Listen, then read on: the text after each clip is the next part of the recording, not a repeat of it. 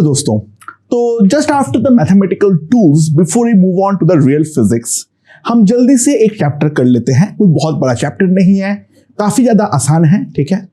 And इसको लेके हम कोई बहुत ज्यादा डिस्कशन, लंबी चौड़ी चर्चाएं हम नहीं करने वाले हैं। खैर काम का है, हमारे सिलेबस में है, क्वेश्चंस भी आते हैं अलग अलग टाइम पे, ठीक है।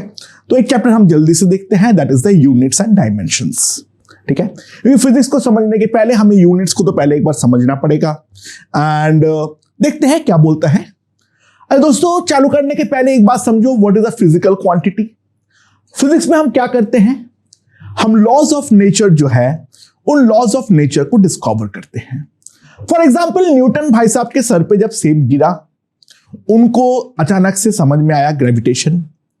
बट वो ग्रेविटेशन के जो मैग्नीट्यूड है, उसको जब मैथमेटिकली रिप्रेजेंट करना चाहे तो हमें कुछ क्वांटिटीज का मदद लेना पड़ा। For example force, for example mass, for example distance, so on and so fourth. तो वो सारे क्वांटिटीज जो हमारा फिजिक्स के जो लॉज है, उनको मैथमेटिकली लिखने में हमें मदद करे, और जिन चीजों को हम मेजर कर सकते हैं, उन क्वांटिटीज को हम बोलते हैं physical quantities. Example mass, length, time, force, work done, energy etcetera, these are all physical quantities. तो फिजिकल क्वांटिटीज का दो फंडामेंटल पहचान हुए। नंबर वन, वो हम मेजर कर सकते हैं। नंबर टू, वो फिजिक्स के लॉज को मैथमेटिकली रिप्रेजेंट करने में, मैथमेटिकली लिखने में हमारे मदद करते हैं, ठीक है।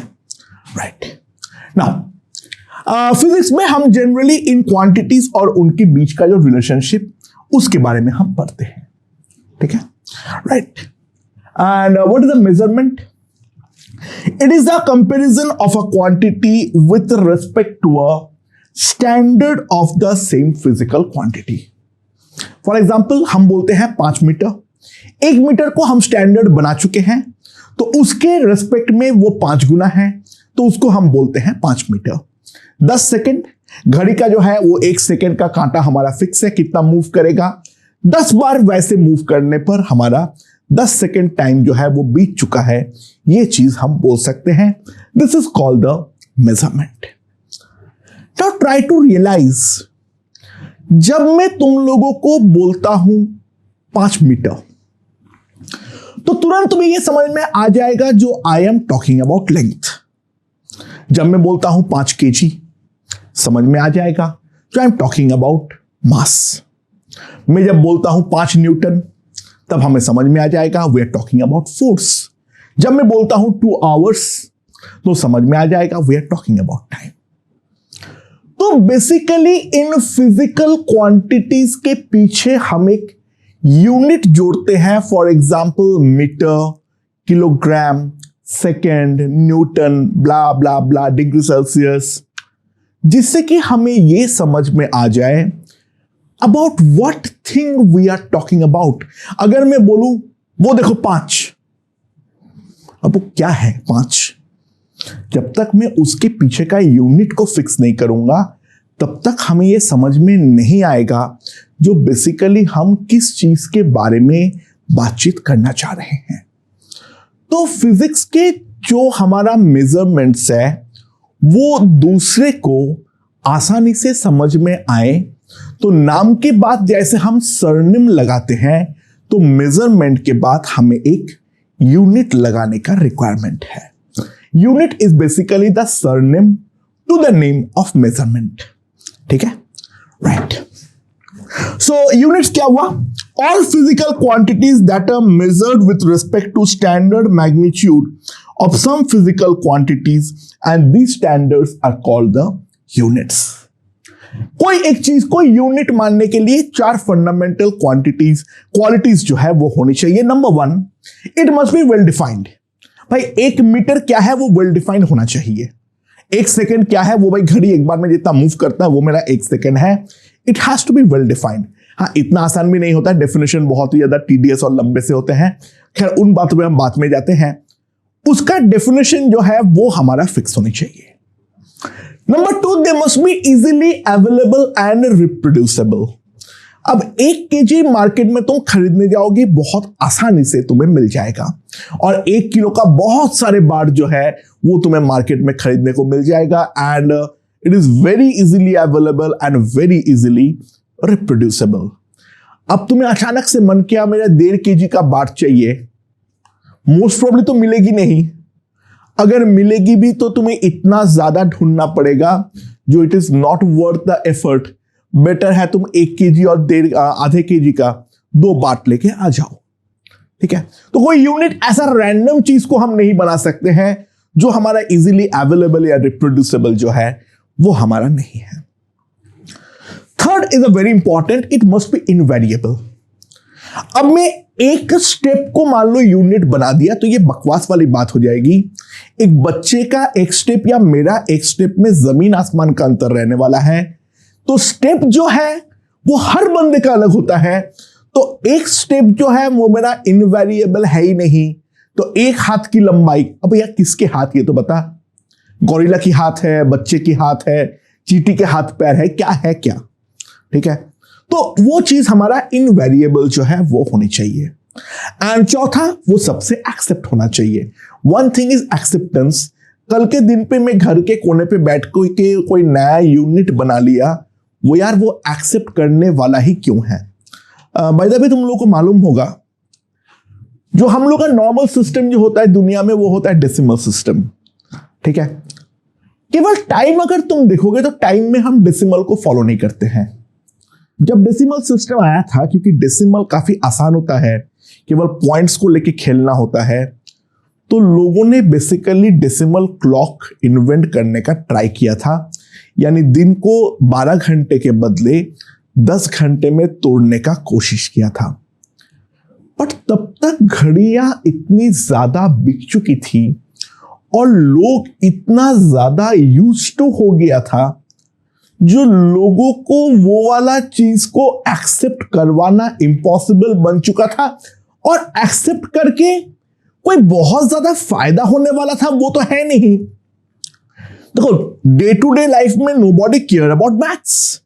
हमें डेसिमल में मैथ्स करने में आसानी होगी उस बात से गांव के कोने में एक बंदा जो बैठा हुआ है जिसको मैथ्स के साथ दूर दूर तक कोई लेना देना नहीं है, वो नए तरीके से अपना जो घंटे मिनट और सेकंड का हिसाब जो उसका बचपन से चलता आया है, वो चीज को वो चेंज करना ही क्यों चाहेगा। So basically there is always a resistance regarding that. देखो, इंसान जो है वो हमेशा इनर्ट होता है, ठीक है ना। जैसे जो हमारा इनर्शिया होता है, न्यूटन्स का फर्स्ट लॉ, वो हमारे इंसान के जिंदगी में भी रहती है। हम कोई भी चेंज को लेकर स्टार्टिंग में थोड़ा इनर्ट रहते हैं, ठीक है। हाँ, विथ टाइम हमें लगा जो भाई ठीक है, ये सब चीजें बढ़िया है, तो इन दैट केस वो इनर्शिया धीरे धीरे जो है वो हमारी हटती है, लेकिन पूरी तरीके से अभी भी नहीं हटती है। अगर हम जमीन वगैरह को लेकर देखेंगे तो वहां पे अभी भी एकड़, डेसिमल सिस्टम, डेसिमल जो है वो, या फिर अभी भी स्क्वायर फीट या स्क्वायर यार्ड में हिसाब होता है, वहां पे अभी भी मीटर या सेंटीमीटर में हिसाब होना चालू हुआ नहीं है, ठीक है। नॉर्मली लंबाई जो है वो अभी भी लोग 6 फीट या 5.5 फीट, ये फीट में हिसाब करने में ज्यादा कंफर्टेबल है। सेंटीमीटर में मेजरमेंट कुछ जगह पे होता है, यूएस वगैरह में अभी ट्रेडिशन चालू हुआ है, लेकिन अगर हम नॉर्मल बारे में बात करें, we are not comfortable using the centimetre measurement. So जो भी चीज को हम यूनिट की तरह मानेंगे, that has to be accepted by all, ठीक है। एंड इतना ज्यादा समय बीत चुके हैं, नया एक यूनिट को ले आना मोस्ट प्रोबेबली कोई चतुराई का काम नहीं है। It will have more losses than the benefit. हमें इस बात को सबसे पहले समझना पड़ेगा, ठीक है। अच्छा, सबसे कॉमन जो 3 यूनिट होता है वो है हमारा मास का, लेंथ का और टाइम का। सबसे पहले इंसान तो इन तीनों को लेकर ही काम करना सीखा, चीजों को वजन करना सीखा, चीजों की लंबाई मापना सीखा, और समय जो है वो हमारी जिंदगी में डे टू डे लाइफ में काम आती है। तो historically at the different parts of the world, अलग अलग 3 सिस्टम जो है वो हमारा डेवलप होता रहा। सबसे पहला जो है वो है सीजीएस सिस्टम। सीजीएस सिस्टम क्या होता है? Centimetre gram second. लेंथ वो लोगों का यूनिट जो होता है वो होता है सेंटीमीटर, मास का यूनिट होता है ग्राम, टाइम का यूनिट होता है सेकंड। दूसरा होता है ब्रिटिश और the FPS system. It is a foot pound second system. इसका एफपीएस का जो मास का यूनिट होता है वो होता है पाउंड, उसको लिखते बाय द वे एलबी है। लेंथ का यूनिट होता है फीट, टाइम का यूनिट होता है second. And the more modern system MK system, and that is the unit of length is metre, unit of mass is KG, and unit of time is second. तो ये 3 fundamental systems जो है वो हमारे अभी भी यूज तो होता ही है, ठीक है। एफपीएस का यूज धीरे धीरे कम होते जा रहा है क्योंकि उनका जो कन्वर्जन्स होते हैं वो बहुत ही ज्यादा टीडियस होते हैं। सारे कन्वर्जन्स तो मुझे भी याद नहीं है, मैंने एक बार वंस अपॉन अ टाइम किया था लेकिन मैं काफी ज्यादा भूल चुका हूं, ठीक है ना। तो मुझे सच में अब याद नहीं है फ्रैंकली। तो अब बात यह आती है जो हमारे पास बहुत सारे यूनिट्स आते हैं फिजिक्स में, अनगिनत फिजिकल क्वांटिटीज होंगे। तुम 12th पार करते करते लगभग 200-250 करीबन फिजिकल क्वांटिटीज का सामना करने वाले हो। अब इतना सारे फिजिकल क्वांटिटीज को इंडिविजुअली याद रखना तो बहुत ही ज्यादा मुश्किल रहने वाला है। तो लोगों ने सबसे पहले एक काम किया, एक इंटरनेशनल काउंसिल बैठा, एसआई काउंसिल, ठीक है। एंड वो काउंसिल ने सबसे पहले यूनिट्स को या फिजिकल क्वांटिटीज को 2 पार्ट में डिवाइड कर दिया, ठीक है, after discussion. One is fundamental, another is derived. Fundamental उन लोगों ने उन चीजों को माना जो भाई देखो इन चीजों को मैं कुछ भी और चीजों के सहारे नहीं लिख सकता हूं, ये चीज को मान लो, ठीक है। और वो चीज को मान लेने के बाद बाकी सबको मैं उनके टर्म्स में लिख सकता हूं, ये चीज का वादा के साथ उन्होंने सबसे पहले 7 फंडामेंटल फिजिकल क्वांटिटीज बनाए। उनका यूनिट्स जो है वो डिसाइड किए एसआई सिस्टम में, और साथ में उन्होंने 2 ऑक्सिलरी यूनिट्स और रखे, ठीक है, राइट। सो सबसे पहला जो है वो है मास, जिसका यूनिट उन्होंने डिसाइड किया हम किलोग्राम लेंगे। दूसरा है लेंथ, जिसको उन्होंने डिसाइड किया जो वो हम मीटर में लेंगे। थर्ड जो है वो है मेरा टाइम, जो उन्होंने माने हैं जो सेकंड पे लेंगे। उसके बाद नेक्स्ट जो है टेम्परेचर, जो उन्होंने बोले जो हम केल्विन पे लेंगे। फिफ्थ जो है वो है मेरा अमाउंट ऑफ सब्सटेंस, जो कि हमारा मोल है। उसके बाद बोले उन्होंने करंट, जिसको उन्होंने माने एम्पियर, और लुमिनस इंटेंसिटी, ठीक है। ये वाला टर्म जो है हम एज सच 11-12 में नहीं पढ़ेंगे, ठीक है। लाइट का इंटेंसिटी, उसको उन्होंने बोले कैंडेला, ठीक है। और इसके अलावा प्लेन एंगल, जिसका यूनिट होता है रेडियन, और जो सॉलिड एंगल जो होता है स्टेरेडियन, ये दोनों को उन्होंने ऑक्सिलरी यूनिट की तरह मान लिए हैं। और उसके बाद लोगों ने इन सारे क्वांटिटीज को डिसाइड किया और इनको उन्होंने प्रॉपरली डिफाइन किया। तो लेट्स सी वो डेफिनेशंस क्या क्या है। ओके दोस्तों, तो एसआई का काउंसिल बैठ के ये सारे के सारे जो हमारे 7 फंडामेंटल यूनिट्स है, उन 7 फंडामेंटल यूनिट्स को लोगों ने डिफाइन किया एक्चुअल में। And this definitions are for standardisation.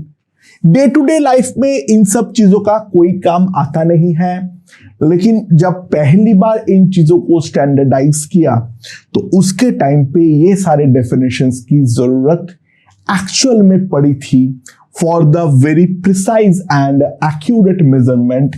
तुम लोग देख सकते हो बहुत सारे, take us very simple screenshot, इसको रट्टा मारने की कोई जरूरत नहीं है, लेकिन all these physical quantities if you read through them have a pause, every possible physical quantities have a very very specific definition, और ये जो definition है वो definition universally accepted है। अगर कहीं पर कोई चीज को चैलेंज किया जाता है तब इन डेफिनेशन के बेसिस में वो चैलेंज का वैलिडिटी यानी सही है या नहीं है उसके बारे में बात किया जाएगा। So these are the international standards, these are the international definition. तो जो हमने बात किए थे, जो हमारा हर यूनिट वेल डिफाइंड होना चाहिए, so these are the well defined form of units. यहां पर हमारा एसआई सिस्टम जो है वो हमारी समाप्त होती है। ठीक है, इन चीजों को याद रखना है, नहीं ऐसा जरूरत नहीं है। हाँ, कोई नीट का बच्चे अगर देख रहे हो, I am really doubtful regarding NEET. वो लोग ऐसे वाहियात क्वेश्चंस अक्सर पूछ डालते हैं, हो सके तो याद रखना। ठीक है, एग्जाम के पहले इसको रट्टा मार के चले जाना, बाकी जेई में इन डेफिनेशंस को याद रखने की कोई जरूरत नहीं है। Just take a simple screenshot और you can also go through NCERT, वहां पर भी ये सारे डेफिनेशंस जो है वो हमारे एज इट इज रख दिया हुआ है। ठीक है, now we move on to the derived units.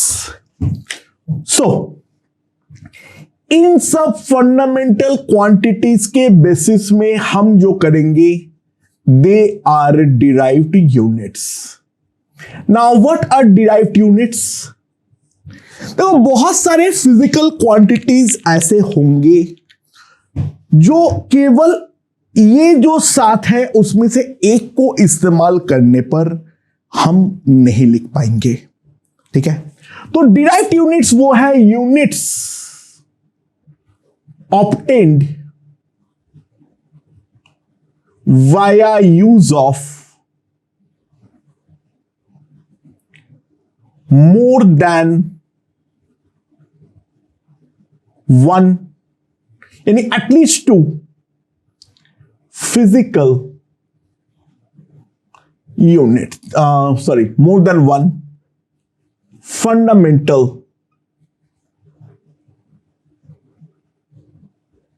Units. ठीक है, इन सब चीजों को हम जो बोलते हैं they are called derived units. ठीक है, सिंपल एग्जांपल, जो मान लो हमारे पास है सरफेस एरिया। ठीक है, राइट। फॉर एग्जांपल मान लो क्यूब का है, तो ये वाला जो सरफेस एरिया होता है वो होता है 6 इंटू लेंथ का स्क्वायर। तुम बोलोगे सर यहां पे तो केवल लेंथ ही यूज हो रहा है, नहीं, लेकिन लेंथ 2 बार यूज हो रहा है। ठीक है, हाँ, ये पॉसिबिलिटी है जो कि हमारा एक ही फंडामेंटल यूज 2 बार यूज हो। ठीक है, दैट्स अ डेफिनेट पॉसिबिलिटी। तो सरफेस एरिया जो होगा, अगेन एरिया तो डायरेक्टली हमारा फंडामेंटल में नहीं आता है, तो इसका जो हमारा एसआई यूनिट होगा, that SI unit will be equals to metre square. ठीक है, या फिर मान लो हमारे पास आ गया वॉल्यूम। एक मान लो हमारे पास स्फीयर है ऑफ रेडियस आर, तो 4/3 पाई radius square, 4/3 pi into radius square. Radius is basically length, तो हमारे पास जो वॉल्यूम का एसआई यूनिट आ जाएगा, that SI unit will be metre cube. या फिर मान लो हमारे पास है density. What is the density? Density is equals to mass by volume. Now mass जो है वो हमारा क्या है? मास जो है उसका एसआई यूनिट क्या है हमारा? किलोग्राम। और वॉल्यूम का एसआई यूनिट हमने अभी अभी डिराइव किए हैं, दैट इज मीटर क्यूब। तो डेंसिटी का जो हमारा एसआई यूनिट होगा, that will be equals to kilogram per metre cube. Now what will be the unit of speed? Speed simply क्या होता है हमारे पास? Distance upon time. डिस्टेंस जो है वो बेसिकली हमारा लेंथ है, और टाइम जो है वो बेसिकली हमारा सेकेंड में मेजर होता है, तो स्पीड का जो हमारा एसआई यूनिट होगा, that SI unit will be metre per second. ठीक है, स्पीड हो या वेलोसिटी हो, doesn't matter. Similarly what about acceleration? What about acceleration? अगर हम एक्सीलरेशन के बारे में बात करें तो acceleration is equals to change in velocity divided by time. ना वेलोसिटी का यूनिट जो है वो है मेरा मीटर पर सेकेंड, तो चेंज इन वेलोसिटी का भी वही होने वाला है, तो that will be metre per second divided by second, that will be metre per second square. इसको हम इस तरीके से भी लिख सकते हैं ms⁻²। ठीक है, so now what about force? Force का हमारा क्या होता है?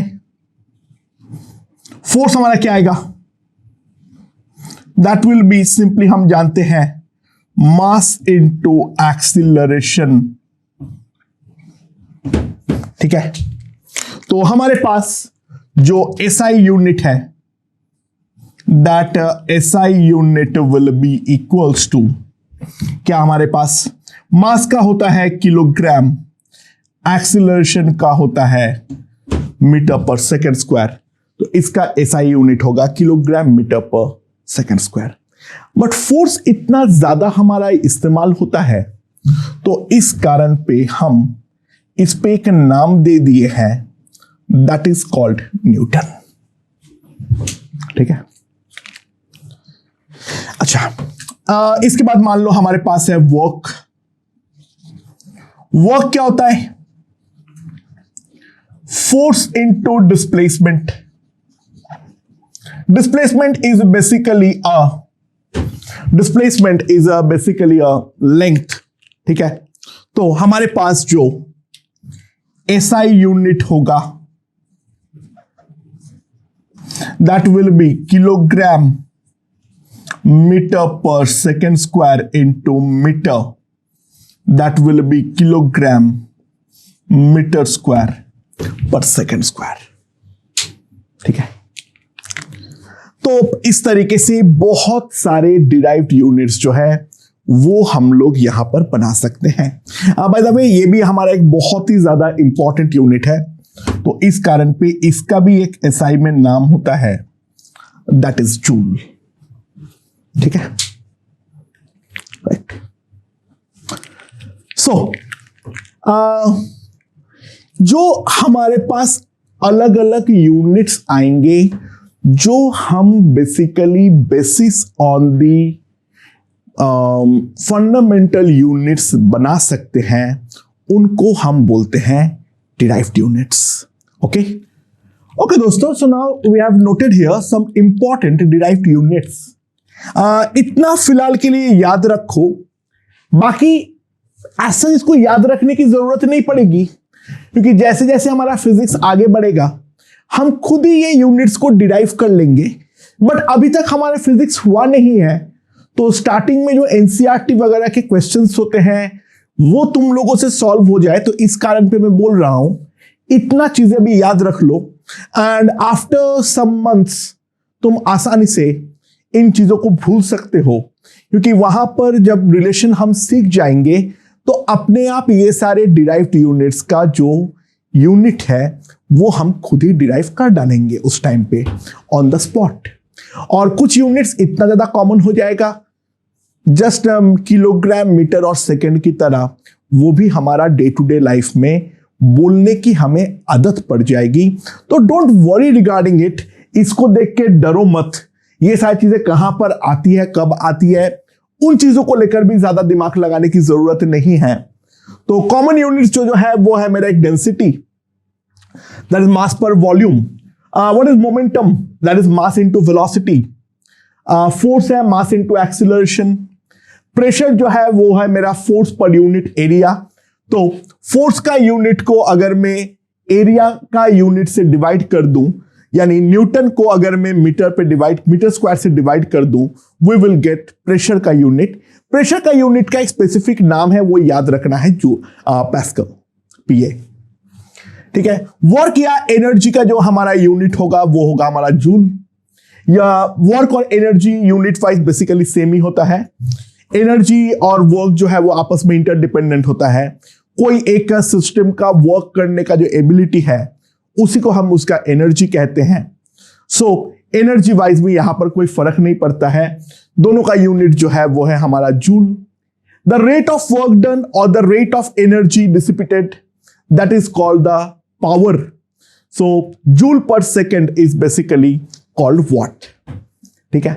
टॉर्क जो होता है वो होता है force into distance, it's a length. ठीक है, फोर्स इनटू लेंथ, तो उसका ऐसा यूनिट होता है newton into metre, newton metre बोलते हैं।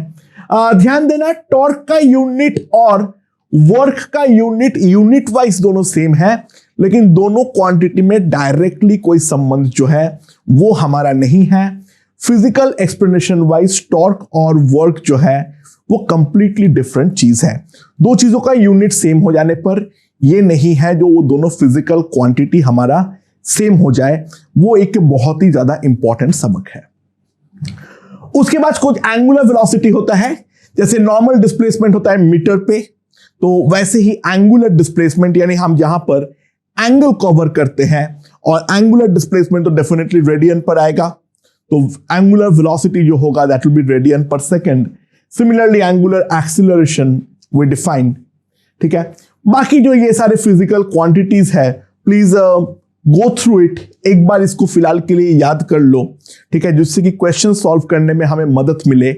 बाकी जो है एनसीईआरटी में भी बहुत सारे दे रखा है, ज्यादा दिमाग की दही मत करो, यहां पे ज्यादा दिमाग पे जोर मत डालो, क्योंकि इनको याद करना कुछ ही टाइमों में कंप्लीटली रिडंडेंट बन जाएगा, क्योंकि ये सारे फिजिकल क्वांटिटीज का रिलेशन हम इवेंचुअली पूरा फिजिक्स पढ़ने के दौरान बना तो लेंगे ही लेंगे। तो दोस्तों, मोटे मोटे तौर पे हमारा यूनिट के बारे में चर्चाएं जो है वो हमारी समाप्त होती है। तो एक आध जल्दी से क्वेश्चन कर लेते हैं। तो मान लो हमारा किसी का डेंसिटी रो जो है वो दे रखा है 2 ग्राम पर centimetre cube. convert it into SI system. हमें सीजीएस सिस्टम पे दे रखा है, यहां से इसको SI सिस्टम पे कन्वर्ट करो। ठीक है। अच्छा,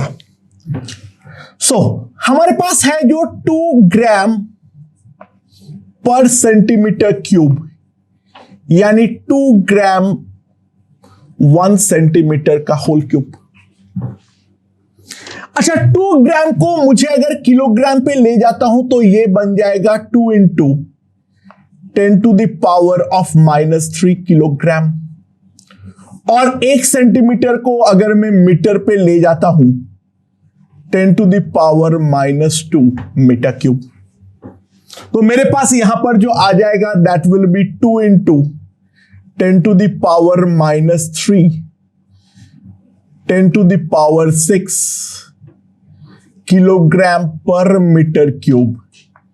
that is 2 into 10 to the power 3 kilogram per metre cube. ये मेरे पास आ जाएगा डेंसिटी का unit, that is 2 into 10 to the power 3 kilogram per metre cube. Right, चलो।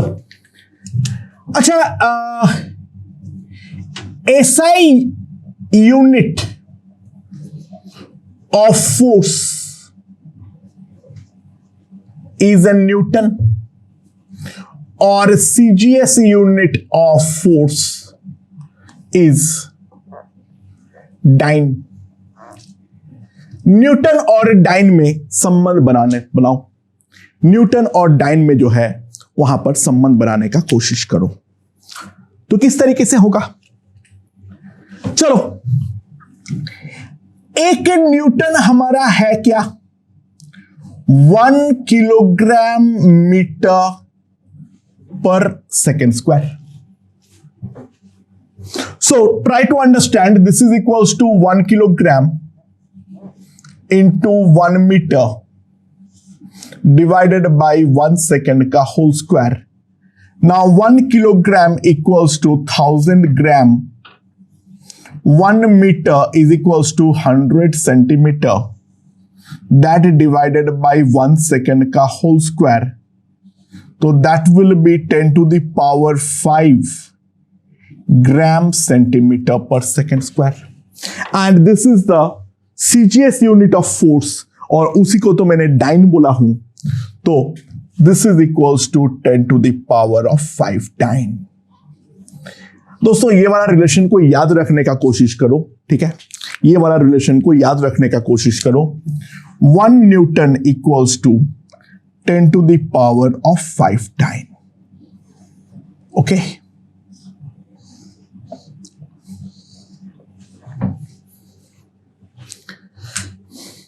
now similarly SI unit of energy is a joule or CGS unit of energy is arg, then interconvert joule and erg. Interconvert joule and erg. So दोस्तों 1 joule जो होगा 1 kilogram metre square second to the power minus 2. So that can be written as 1 kg 1 metre का whole square 1 second का whole square. So that is a 10 to the power 3 gram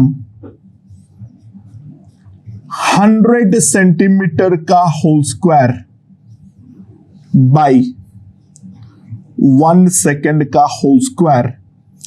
That is a 10 to the power 7 gram centimeter square second to the power minus 2. That is equals to 10 to the power 7 arc. Again, try to remember this relation. 1 joule जो आएगा that will be equals to 10 to the power of 7 arc.